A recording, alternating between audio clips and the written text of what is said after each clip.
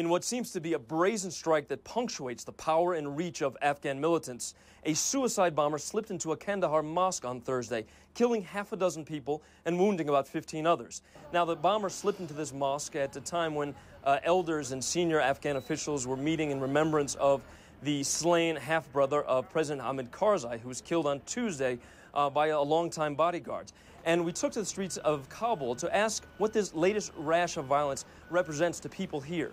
It has affected our security a lot. The Taliban are very strong in Helmand and Kandahar. They can do whatever they want.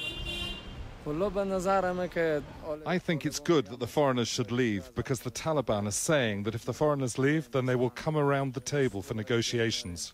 Now, of course, comments like those are often greeted with a douse of skepticism by local authorities and officials with ISAF. Thursday's attack occurred because a suicide bomber was able to slip an improvised explosive device inside his turban and detonate it inside the mosque.